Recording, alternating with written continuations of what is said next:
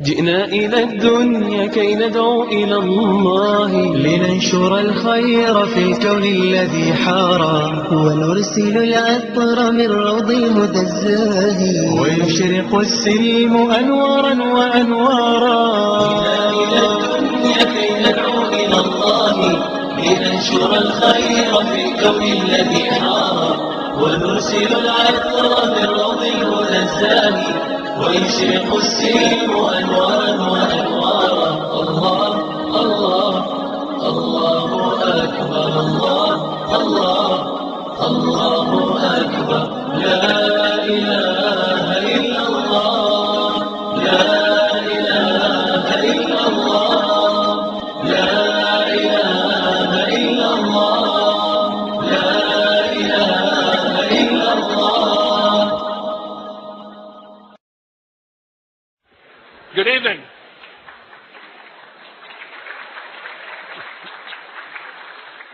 I want to welcome you to the Roger W. Hines Lecture for the 2006-2007 academic year. My name is Scotty McLennan, and I'm the Dean for Religious Life here at Stanford. A dozen years ago, the James Irvine Foundation established the Hines Lectures in Religion and Society. The series is intended to bring to the Stanford campus leading thinkers who examine the intersections and interactions of systems of belief and practice with human groups and societies. Past Hines lecturers have included Elaine Pagels, Diana Eck, Bruce Lawrence, Karen Armstrong, and last year, the Dalai Lama. There's much to honor in Roger Hines and his legacy. A professor of psychology, then dean, then vice president at the University of Michigan, he came to the University of California at Berkeley, where he served as chancellor from 1965 to 1971. Hines led the American Council on Education and then the Hewlett Foundation until his retirement in 1992. For many years, he lent his wisdom and energy to Stanford, having become a regular participant at its Memorial Church and a consultant to university leaders. We're delighted to honor him again this year with tonight's lecture.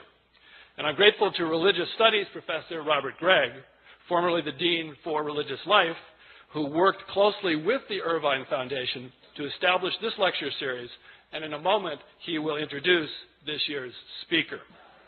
And with that, I would like to introduce Professor Robert Gregg. Thanks, guys. Thanks to a splendid set of newspaper advertisements created by Debbie McDevitt of the Office of the Deans for Religious Life, you who have come here tonight already know a great deal about Professor Ehrman's celebrated and broadly read books. Perhaps some of you also know of his recorded lectures on early Christianity. I know from my days in North Carolina of the James Gray Distinguished Professorship, which he holds at UNC Chapel Hill. I have heard stunning testimonies from those who have done their doctoral study with Bart Ehrman. While producing the kinds of close and technical stories that we in the Scholars Guild ponder and admire, Ehrman has also taken with complete seriousness his vocation as a teacher of undergraduate students and in recent years of the wider public. He makes fascinating texts and traditions in early Christianity accessible through his characteristic clarity of explanation and argument. Alterations in the earliest manuscripts of New Testament writings and the special field of text criticism have occupied Ehrman since his own graduate student days, and we are very fortunate to have him here as our Hines lecturer to give us his latest take on some of these issues. His lecture title, as you know, Misquoting Jesus, Scribes Who Altered the Scripture and Readers Who May Never Know. That's not you. Please welcome Bart Ehrman.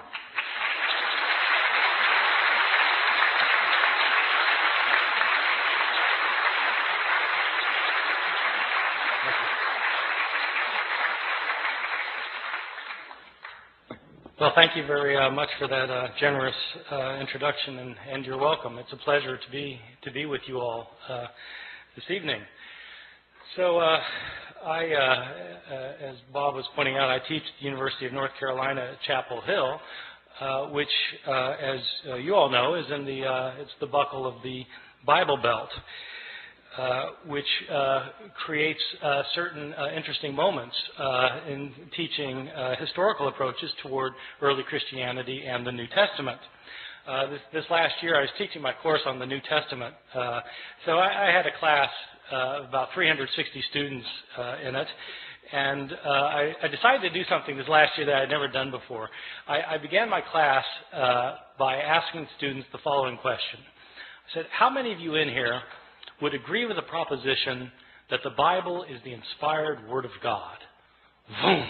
The entire room raises its hand. All right, good, great. Now, how many of you have read the Da Vinci Code, I asked? Boom! The entire room raises its hand. Oh, good, okay. Now, how many of you have read the entire Bible?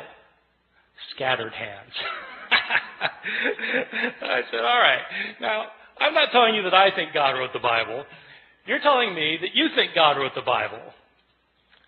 I can see why you might want to read a book by Dan Brown. I mean, if God wrote a book, wouldn't you want to see what he had to say? It's just one of the mysteries of living in the South. Well, the Bible is the most widely purchased, most thoroughly revered, and probably most broadly misunderstood book in the history of human civilization. One of the things that's misunderstood, at least by my 19-year-old students at Chapel Hill, is that when we're reading the Bible, we're not actually reading the words of Matthew, Mark, Luke, or John. We're reading translations from the Greek language in which these books were written. And something is always lost in translation. And not only that, but we're not reading translations of the originals of these books, because we don't have the originals of these books or of any of the other books of the New Testament. What we have are copies made centuries later, many of them many, many centuries later. These thousands of copies that we have are all different from one another in lots of little ways and sometimes in big ways. There are places where we don't know what the authors of the New Testament originally wrote. Now, for some Christians, that's not a problem because they don't have a high view of Scripture. For others, it's a very big problem. What does it mean to say that God inspired the words of the text if we don't have the words? Moreover, why should one think that God performed the miracle of inspiring the words of the Bible if he didn't perform the miracle of preserving the words of the Bible? If he meant to give us his very words, why didn't he make sure we received them? The problem of not having the originals of the New Testament, though, is a problem for everyone, not simply for those who believe that the Bible was inspired by God. For all of us, I think, the Bible is the most important book in the history of Western civilization. It continues to be cited in public debates over gay rights, abortion, over whether to go to war with foreign countries, over how to organize and run our society. But how do we interpret the New Testament?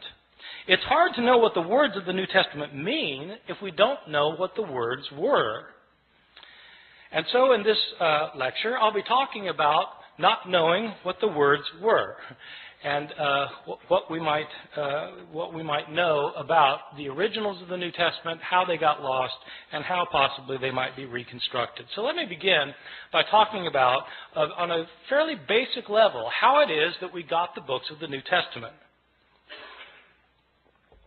The books of the New Testament were all written in Greek. They were all written in the first century of the Common Era. They were written by Greek-speaking Christians who wanted to share with their community their views of Jesus, of the faith, of what to believe and how to behave. So an author like Mark, the author of our first gospel, sat down and wrote out one day his gospel about Jesus. Now, we don't know where Mark actually lived. Some scholars have thought that Mark maybe lived in Rome. So let's say he lived in Rome. Mark writes his book. Well, how does this book get into circulation? The problem is we're dealing with an age in which there were no Xerox machines. There wasn't desktop publishing yet, no PDF files. In fact, there wasn't carbon paper. How did people get copies of books? Well, in the ancient world, the only way to get a copy of a book was to copy it by hand. One page, one sentence, one word, one letter at a time. Mark makes his book, and somebody in his community wants another copy of it. And so that person either makes a copy himself or has somebody else make a copy for him. Now, part of the problem is that in the ancient world, at this time period in the Roman Empire, probably something like 90% of the population was illiterate, couldn't read or write. So not anybody could just make a copy. And most people who could write couldn't write very well. And so somebody makes a copy. We don't know who it was who made the first copy. We don't know if this person was competent or incompetent, but he made a copy. And probably, if he made a copy of this book by hand, one page, one sentence, one word, one letter at a time, he made mistakes. Now, my students sometimes have difficulty believing that people make mistakes when they copy things by hand. And so I tell them, well, you sit down tonight and copy the Gospel of Mark and see how you do. Well, in fact, they'll make mistakes. Now, here we have a problem created, because we have the second copy of Mark that is also put in circulation, and somebody wants a copy of Mark, and so they copy the copy. But the copy has mistakes in it. And so the next person who copies it copies the mistakes, thinking that they're the original wording. And the second person also makes mistakes of his own. And so he not only reproduces the mistakes of his predecessor, he introduces his own mistakes. And then another person comes along and copies that copy, making the mistakes of both of his predecessors and creating mistakes of his own. And then that book gets put in. And pretty soon you've got copies around the city of Rome that are all different from one another. Now, a visitor comes to Rome from Ephesus, and they have a church back in Ephesus too, and they want a copy of this gospel, and so he takes his copy, makes a copy, takes it back to Ephesus. And then that copy gets copied, and that copy gets copied, and that copy gets copied. Then somebody comes from Smyrna, and they want a copy. And so it goes for year after year after year. We don't have a copy of Mark until around the year 200. About 150 years after Mark was originally written.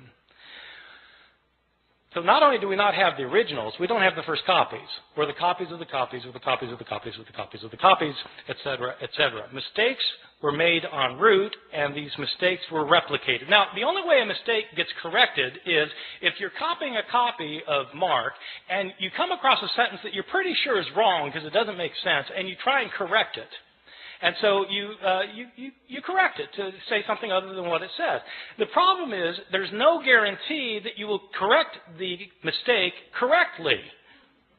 Right? You might correct the mistake incorrectly, in which case you've got three forms of the text. The original text, the mistake, and the mistaken correction of the mistake. And so it goes on. For year after year, decade after decade. The originals end up getting lost. They get lost. They're either worn out of existence, or people figure, well, we don't need this. I've got a brand new copy of it, and so they throw it away. And all of the books of the New Testament, all 27 books, experience the same fate. And so that is the situation we're dealing with. This is not a situation that's unique to the New Testament. This is a situation that we find for every book from the ancient world. Every ancient book has this problem. The problem is exacerbated with the New Testament simply because the New Testament has come to be revered as Scripture, and also because, as it turns out, we have more copies of the New Testament than of any other book from the ancient world. That would seem like a good thing, but it also means that we have more mistakes for the New Testament than for any other book. And so the abundance of evidence we have creates an abundance of problems. Let me talk about the surviving copies that we do have. First, give you a sense of the numbers of books that we're talking about. New Testament was originally written in Greek, and at last count we had over 5,700 copies of the New Testament in the Greek language in which it was originally written. Now, when I say we have 5,700 copies, I don't mean that we have complete copies of all the books from beginning to end. What I mean is we have either complete copies or fragmentary copies. Some of these fragmentary copies are very small, little fragments found in trash heaps in Egypt, where the rest of the book was destroyed, and we just have a little scrap. So we have from little scraps to enormous tomes that are in medieval libraries. We have 5,700 copies in Greek, and we have copies in other languages, because as Christianity spread throughout the Roman Empire, people translated the New Testament into other languages, such as Latin. We have something like 10,000 copies of the Bible in the New Testament in Latin, in Coptic, the ancient Egyptian language, in Syriac, in Georgian, in Armenian, in Old Church Slavonic, etc., etc. We have all sorts of copies in all sorts of languages. These copies can be compared with one another, and when you compare these copies with one another, there are lots of mistakes in them, because no two of these copies are exactly alike in their wording. How old are these copies that we have? Well, the oldest copy that we have of any book of the New Testament is actually a little fragment that was discovered in Egypt. This fragment is about the size of a credit card, and it's written on both front and back. That's significant, by the way, that it's written on both front and back, because it tells you that this copy actually came from a book. Like we have books today where you've got pages written on front and back, as opposed to a scroll. Christians early on preferred writing their scriptures in books rather than in scrolls. That made these books different from other books throughout the Roman world. This little credit card-sized scrap that we have is called P52. It's called P52 because it's written on papyrus.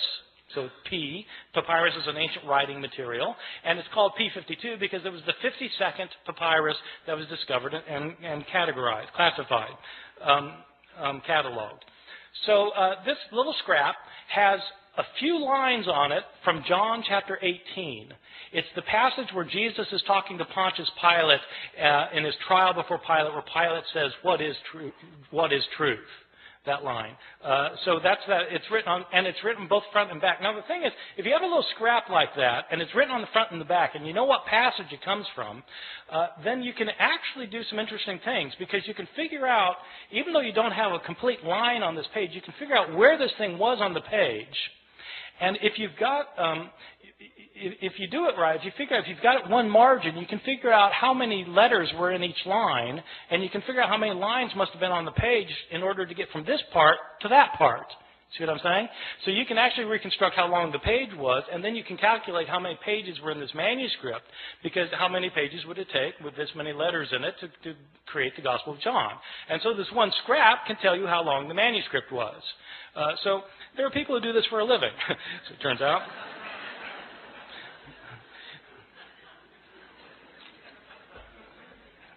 So this is the oldest scrap. How old is it? This scrap, P52, is usually dated to the first half of the 2nd century. The way they date ancient manuscripts is actually on the basis of a handwriting analysis. The science of this is called paleography. Paleo meaning ancient, graphy meaning writing, ancient writing. So the study of ancient writing is called paleography, and there are scholars who are paleographers who can date manuscripts within about 50 years of their production. The way the science works is that handwriting in the ancient world, before there was the invention of printing, changed slowly over time. So people made letters in certain distinctive ways depending on when they lived. And so if you are familiar with how handwriting was in different periods of history, then you can determine when a manuscript was written. That's the science of paleography. And a good paleographer can get within about 50 years. So this thing, and you need a 50-year gap, because some scribe who's copying a manuscript when he's 70, probably writing the same way he did when he learned how to write when he was 20, and so you need a 50-year gap. So this thing is dated to around 125 plus or minus 25 years. Well, that's pretty early. This is from the Gospel of John. This little piece was probably written about 30 or 40 years after John itself had been produced. So that's pretty good. We don't get a complete copy of the Gospel of John until, again, around the year 200. But we do have this little scrap. Most of the manuscripts we have are not anywhere near this early, though. We start getting full manuscripts at the beginning of the 3rd century, around the year 200, 150, 170 years after Jesus' death. These are about 120 years after most of these books had been written. And we don't start getting numerous manuscripts until the 7th, 8th, or 9th centuries. And then we start getting lots of them, because then you've got monasteries where monks are spending their days copying manuscripts, and we have a lot of their manuscripts. And so 5,700 manuscripts, some of them going back into the 2nd century, none of them being the originals, or within even within a few years of the originals. So with all of these differences, with all of these manuscripts, how many differences are there? Throughout the Middle Ages, it appears that the scholars didn't realize that there was a problem of not having the original text, or very few scholars realized that this was a problem. Even the scribes copying the text, they sometimes would realize there were differences in the manuscripts they were copying, but they didn't make a very big deal about it. The first time somebody made a really big deal about this was exactly 300 years ago this year, in the year 1707. There was a scholar named John Mill at Oxford. I think he's unrelated to the Victorian John Stuart Mill. This John Mill was a scholar of the Bible, and he had spent 30 years looking at manuscripts of the New Testament. Now, this is obviously after the invention of printing, and printers have to decide what text they're going to print, and the problem is they've got manuscripts that have differences among them. And so how does the printer decide which manuscript to print? Well, it's a problem. That's when they started realizing that this was an issue. Well, John Mill wanted to produce a printed edition of the Greek New Testament. He spent 30 years looking at the manuscripts available to him. He had available to him 100 manuscripts, approximately 100 manuscripts. And he printed up his edition of the Greek New Testament, in which he'd give a verse, and then at the bottom of the page he would indicate the places where the manuscripts differed from one another for that verse. To the shock and dismay of many of his readers, when John Mill produced his edition of the Greek New Testament, it included an apparatus at the bottom of the page that cited 30,000 places where the manuscripts differed from one another. 30,000 places where there were manuscript variations among the manuscripts that he had discovered. And the striking thing is, John Mill didn't give all of the differences he found. He only cited the differences that he thought were significant. Some of his detractors claimed that John Mill was working to render the text of Scripture uncertain. His supporters pointed out that he didn't create these differences. He simply noticed that they exist. So what do we know today about the numbers of mistakes in our manuscripts? Well, Mill looked at 100 manuscripts, and now we have 5,700 manuscripts. Nobody knows how many differences there are among the manuscripts that we now have, because nobody yet, even with the development of computer technologies, nobody has been able to add up all of the differences. Sometimes scholars guess there may be a couple 100,000 differences. Some people say 300,000. Some say 400,000. There are different guesses. The way I usually put it to my students is in comparative terms. There are more differences in our manuscripts than there are words in the New Testament.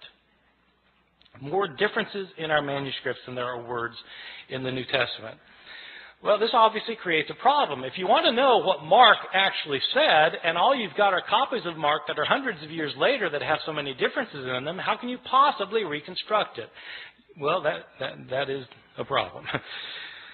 Now, having said that we have these hundreds of thousands of differences, I wanted to emphasize a particular point, which is most of these differences that we have in our manuscripts are completely insignificant, unimportant, and don't matter for a thing.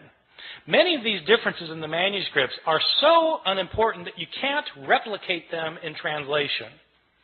Okay? In other words, it's like they changed the word order in Greek, where you would have to translate it the same way no matter what the Greek word order is. So, I mean, it doesn't really matter very much. By far, the vast majority of these hundreds of thousands of differences are significant for nothing more than showing that scribes in antiquity could spell no better than my students can today. And scribes, of course, didn't have spell check. Scribes, in fact, didn't even have dictionaries. And many scribes didn't care how they spelled anything. Sometimes you'll be reading a manuscript and there'll be the same word that occurs, say, 3 times within a couple of lines, and the scribe will spell the same word 3 different ways. He just doesn't care how the word is spelled. Well, so, you've got lots and lots of those kinds of changes, and what do they matter for? They don't matter at all. So, having said there are all these hundreds of thousands of differences, I want to stress that most of them don't matter for very much. Some of these changes, the ones that don't matter, basically are accidental mistakes. Scribes were sometimes tired or sleepy. Sometimes they were distracted. Sometimes they were inept or unqualified, and they made mistakes. They would leave out a word. They'd leave out a verse. Sometimes they'd leave out a page. They just made mistakes sometimes. One of the common mistakes of scribes is actually kind of interesting. Sometimes, in the New Testament, you'll have a saying where you'll have 2 lines that end with the same words. Like Jesus in Luke chapter 12 says that whoever confesses me before people will be confessed before the angels of heaven, and whoever denies me before people will be denied before the angels of heaven. So you've got 2 lines that end with the words before the angels of heaven. And what scribes sometimes would do is they'd copy down the words before the angels of heaven on the first occurrence, and then, they'd copy it down, then their eye would go back to the page, and their eye would alight on the second occurrence of the same words. Thinking that that's what they had just copied, they'd go then to the next line and start copying there, and as a result, they would leave out the intervening line. See how that works? That kind of phenomenon is where your eye skips from one line to another. It's called parablepsis.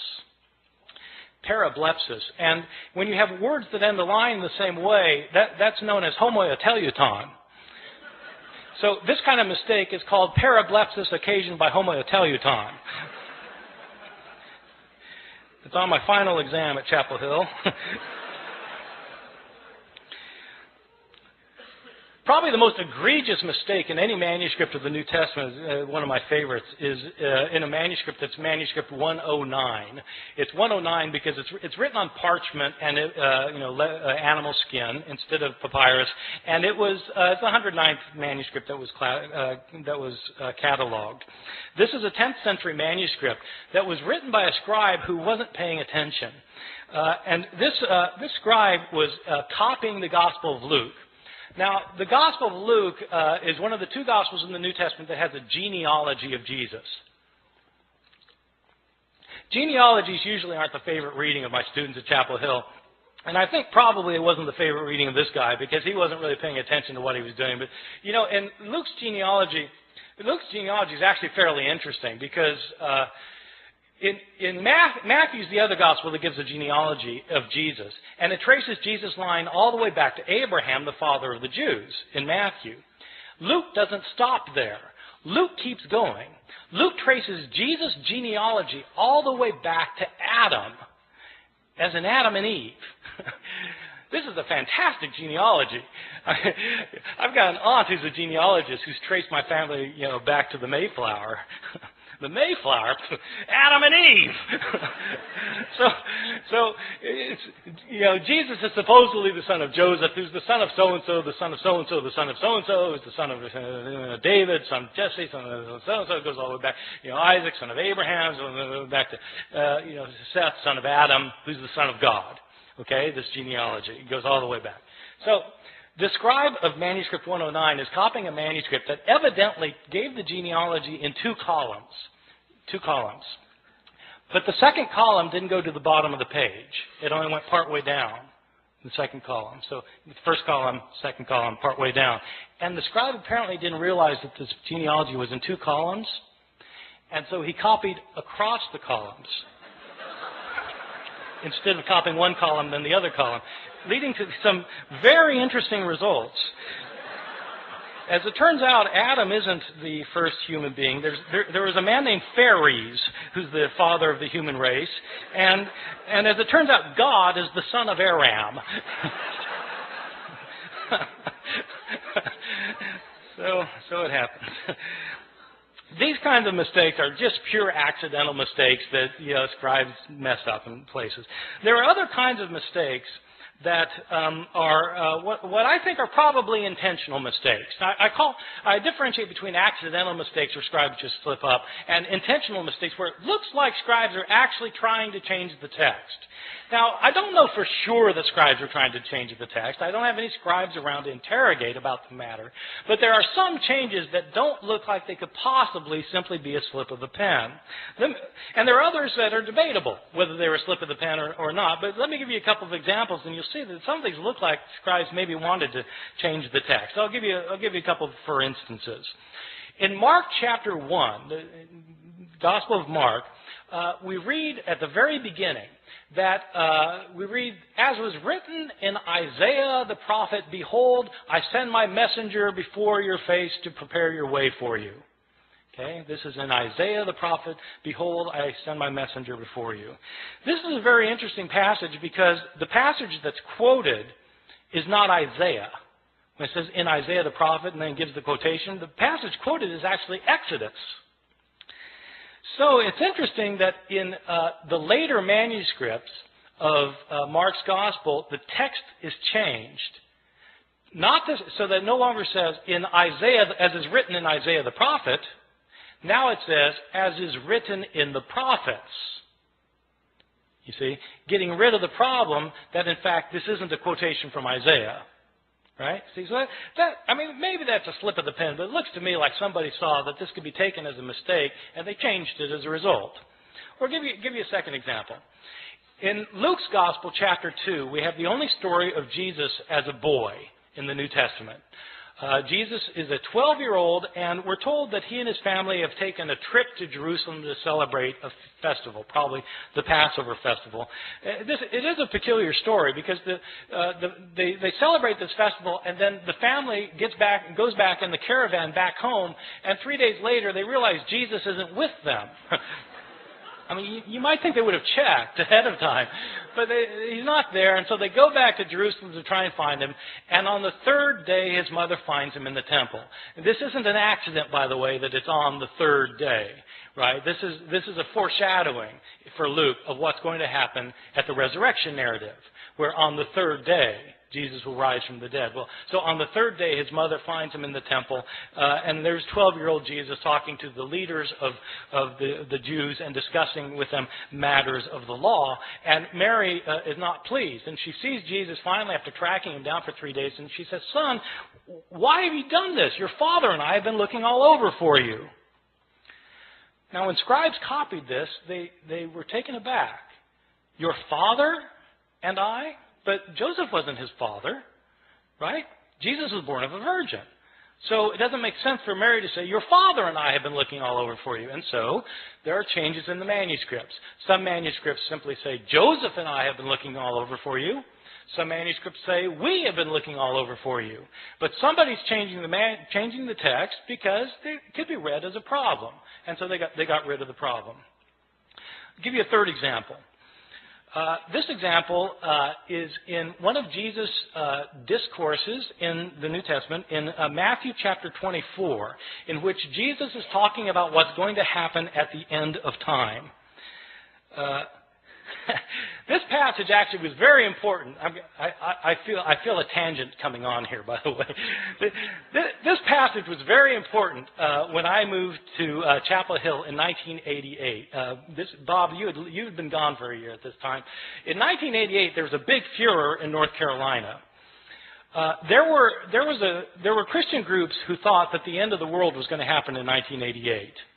That Jesus was going to come back and take everybody out of the world who were his followers. That's the rapture, right? When the rapture, and Jesus comes back, takes people out of the world, and then all hell breaks out on earth for 7 years, and then the end comes, right? So there was a guy who had written a book based on this passage I'm going to talk about in a second. A guy had written this book that was called 88 Reasons Why the Rapture Will Occur in 1988. This book was in 2 million copies.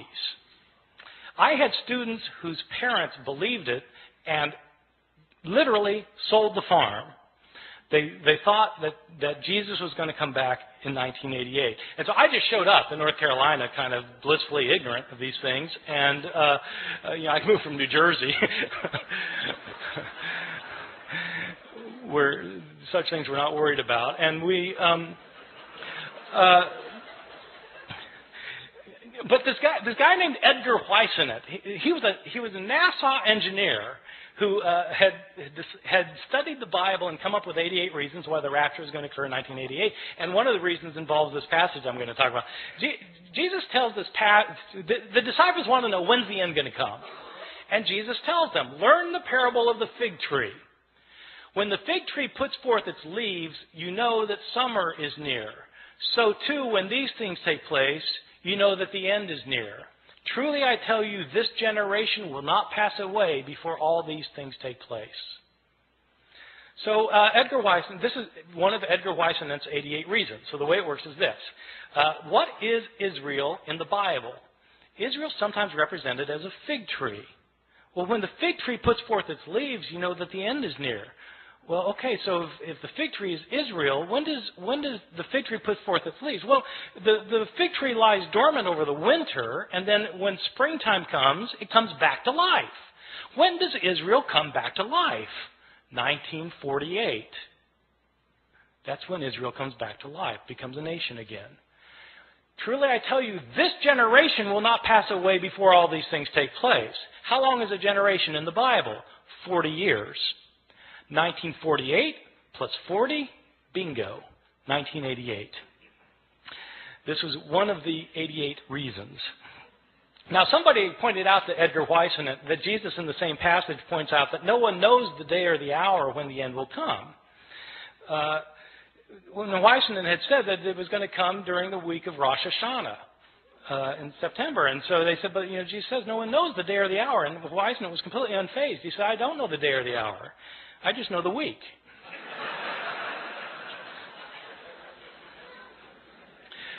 All right, so this passage actually throughout Christian history has been important because people have always been trying to figure out when the end's going to come. So in this passage, Jesus says no one knows the day or the hour, not the angels of heaven, nor even the Son, but the Father alone. Okay, Matthew 24:36. Scribes copying that found it to be a peculiar thing to say, though. Not even the Son knows when the end is going to come? I mean, surely the Son of God is all-knowing. Isn't he omniscient? And so how do scribes deal with the problem? They deal with the problem by getting rid of the phrase. And so in later manuscripts, the phrase, not even the Son, is taken out, so that now Jesus doesn't claim to be ignorant about when the end is going to come. So that strikes me as probably an intentional sort of change. All right, so you get accidental changes and you get intentional changes. I want to talk about some of the big differences that you get in some of our manuscripts, just so you can get an idea of how significant this problem can be. Probably the most familiar story in the New Testament Gospels is the story of Jesus and the woman taken in adultery. I'm pretty sure this is the best known story of the Gospels because it's in all the Hollywood movies. I mean, if you do a movie about Jesus, you've got to have Jesus and the woman taken in adultery. It's so much a requirement that even Mel Gibson, who The Passion of the Christ, which is about Jesus' last hours, has to get this in, and so he has a flashback showing this scene of Jesus and the woman taken in adultery. So the way the story works, it's found only in the Gospel of John, chapters 7 and 8. And Jesus is teaching the temple, and the Jewish leaders they drag this woman in front of him, and they say, she's been caught in the act of adultery.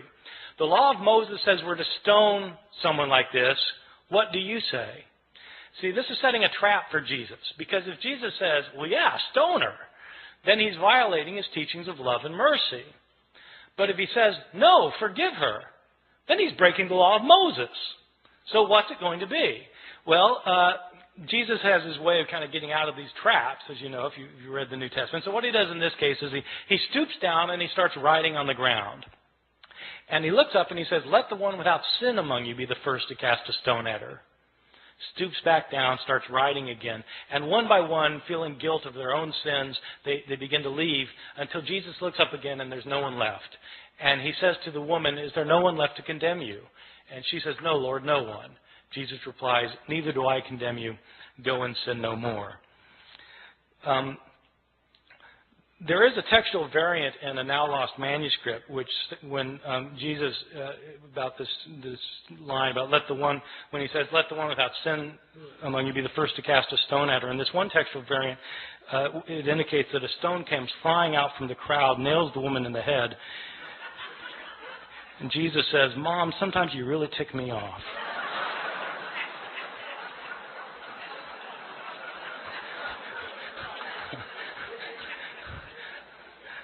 I made that up.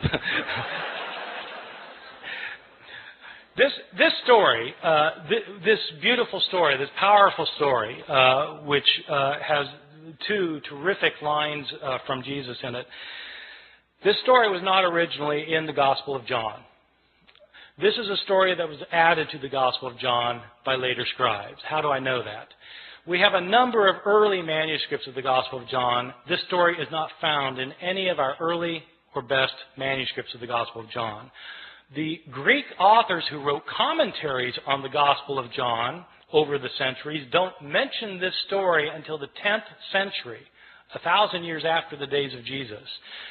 The writing style of this story, if you read it in Greek, the writing style is a completely different writing style from the writing style of the rest of the Gospel of John. As a result, scholars have known for years that this story did not originally belong in the Gospel of John. Well, why is it in our English Bibles then? Probably what happened was some scribe had heard this story. They'd heard the story and they decided that it illustrated some of the teachings in John chapter 7, and so they wrote out the story in a margin. A second scribe came along, saw the story in the margin, and thought it belonged in the text, and then wrote his manuscript by putting the story in the text. Another scribe comes along and copies that manuscript, and that manuscript gets copied, and so on until it becomes part of the textual tradition. And it's these later manuscripts that were used by the translators of the King James Bible in 1611, so that the story came into English through the King James Bible. So, this story, however, is not a story that was originally in the New Testament. So people sometimes ask me, well, are there any changes that are significant in the New Testament? Yeah, well, this strikes me as a rather significant change, that the story of the woman taken in adultery wasn't originally there. Or consider a second instance of another big difference, the Gospel of Mark. Mark is probably my favorite gospel because it's so subtle and understated in places, and it says things that you don't expect. And nowhere is this more true than in the ending of Mark's gospel. In Mark's gospel, Jesus is put on trial, and he's crucified, he's dead, he's buried, and on the third day, the women go to the tomb. The tomb is empty, and Jesus is not in it. There's some man in there. And the man tells the women that Jesus is not here, he's been raised from the dead.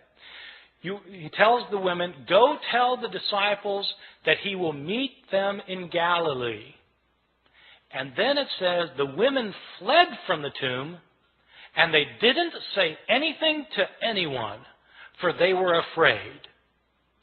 Period. That's where it ends. That's the end of the Gospel of Mark. And you think, how could it end there? They're told to tell the disciples, but they don't tell anybody. Didn't the disciples ever learn? Didn't they go to Galilee? Didn't they see Jesus? How could that be the end of the story? And that's exactly the reaction the scribes had. They got to that ending, they said, how could it end there? And scribes then decided it couldn't add there, and so they added 12 verses. So that in your English Bibles today, you'll find 12 more verses after that, after chapter 16, verse 8. And often they'll be in double brackets, because the translators will tell you in a footnote, these verses weren't originally in here. These were added by later scribes. In these verses, in these added verses the scribes added later, But we know they're added later because they're not in the earliest and best manuscripts. The writing style is different from the rest of the Gospel of Mark, and in fact there are inconsistencies between this ending and the verses that precede it. So this is clearly an addition to the Gospel of Mark.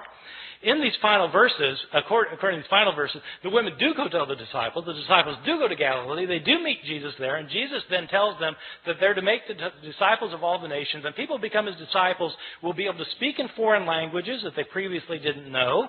They'll be able to handle deadly snakes, and they'll be able to drink poison and it won't harm them. These are the verses that the Appalachian snake handlers in my part of the world use to base their liturgical practices on. I've always thought that sometime in the ambulance on the way to the hospital, somebody should point out, well, actually those verses aren't in the Gospel of Mark.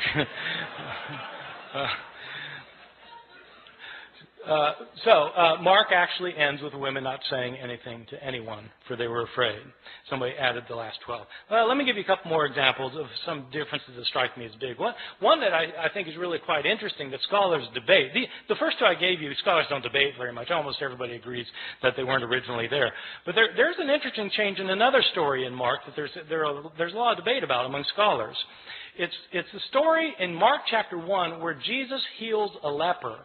And the way the story works is that Jesus is walking along, and a leper comes up to him, and the leper says to him, this is this guy with leprosy, and he comes up to him and he says, Lord, if you're willing, you're able to cleanse me.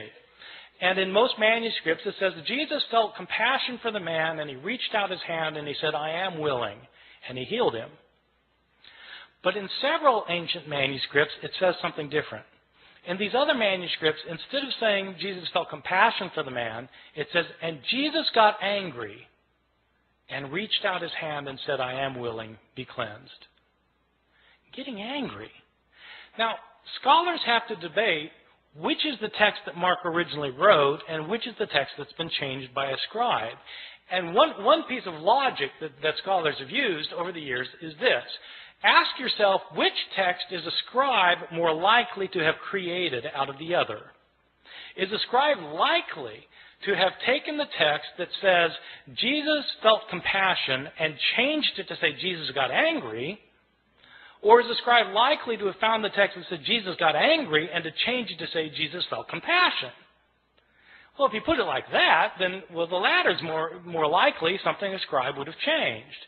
And so this criterion ends up sounding kind of backwards, but the way the criterion works is that the reading that's the most difficult to understand is probably the original one. Okay? The more difficult reading is to be preferred.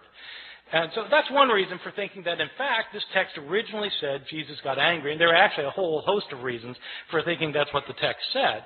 The next step, then, is to ask, well, what's he angry about? In other words, to try and figure out what the text means. But you can't know what the text means unless you know what the text says. You see? So you've got to establish the words first, and that's what people who are textual critics do. They try and decide what the words originally were. Let me give you one other example, and then I'm going to stop and take any questions that you have. There's another quite moving passage in the Gospel of Luke, which is also well known. It's a scene in which Jesus is being crucified, and Luke is interesting in the scene of Jesus' crucifixion. Luke is interesting at the scene of the crucifixion because it's unlike what happens in Luke is unlike what happens in Mark's gospel, the story of the crucifixion. In Mark's, just to illustrate this for a second, in Mark's gospel, which is the first gospel, you have a very distinct portrayal of Jesus going to his crucifixion, a portrayal that is filled with pathos and agony. People don't realize this, that Mark's portrayal is very different from Luke's portrayal. And the reason they don't see that there are differences is because of the way that people read the Gospels. The way people typically read the Gospels, if they read the Gospels at all, but if they read the Gospels, the normal way of reading a Gospel is you start at the beginning and you read to the end. So, okay, you're going to read the Gospel. You start with Matthew. You start with the first verse, chapter 1, verse 1, and you start reading and you get to the end. You go from top to bottom. Then you read Mark. Start with the beginning, go to the end, top to bottom, and it sounds a lot like Matthew. Same stories, a lot of the same words, sounds very similar. Then you read Luke, top to bottom, sounds exactly the same. I mean, not exactly, it's different, but it's basically the same thing. They sound alike. And then you read John, well, that's different, but, well, in essence, it's not that far off. So they all sound basically the same because you read them from top to bottom, or you read them vertically. The way to see differences in the Gospels is to read them not vertically, but to read them horizontally.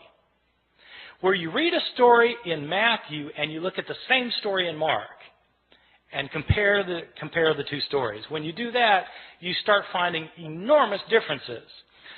People, there are all these debates about whether there are discrepancies in the Bible. But if you want to find discrepancies in the Bible, all you have to do is read the texts horizontally. I give this as an assignment to my students all the time.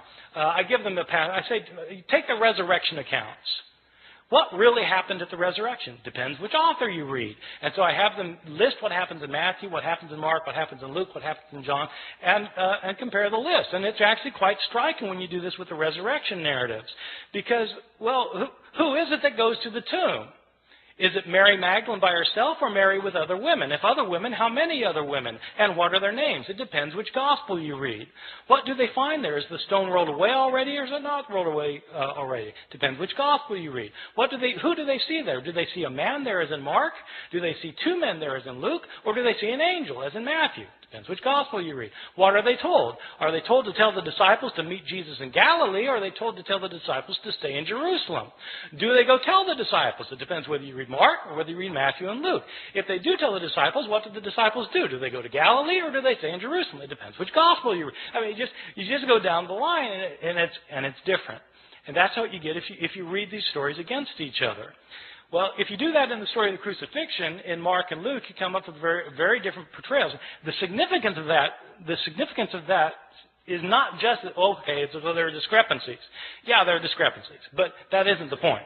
The point is that if you want to know what Mark has to say, you have to read Mark and not pretend he's saying the same thing as Luke, because they're different. And so Mark has to stand on its own as a literary production. In Mark's gospel, when Jesus is being crucified, in fact, it's a very gripping scene. In Mark's gospel, Jesus doesn't say anything while he's being led to the place of crucifixion. While he's being crucified, he's completely silent. When he's hanging on the cross, he's mocked by the Jewish leaders, by the people who are passing by in front of him. He's mocked by both robbers in Mark's gospel. Jesus doesn't say anything until the end. In Mark's gospel, at the end, he cries out, Eloi, Eloi, lama sabachthani, my God, why have you forsaken me? And he dies. That's it. That's Mark. Very, very powerful and gripping. But people don't realize this, because people think Jesus said all sorts of other things on the cross. Well, why do they think that? Because they've read Matthew, and they've read Luke, and they've read John, and they end up with the 7 last words of the dying Jesus, which are found in not one of the Gospels, but by smashing all of the Gospels together into one big Gospel. Now, it's perfectly legitimate to do that if you want to do that. If you want to read the Gospels and smash them all together so they're all right and they're all saying the same thing, but you have to realize that if you're doing that, you're writing your own Gospel. And you're making it say something that's different from any of the Gospels of the New Testament. Okay, so I mean that's the effect of doing that. In Luke's gospel, Jesus is not silent. He's not silent on the way to be crucified. He sees women weeping for him, and he turns to them and he says, "Daughters of Jerusalem, don't weep for me. Weep for yourselves and for your children, for the fate that's to befall you." He's more concerned about these women than himself in Luke's gospel. In Luke's gospel, he's not quiet while he's being nailed to the cross. He prays, "Father, forgive them, for they don't know what they're doing." While he's hanging on the cross, he actually has an intelligent conversation with one of the robbers.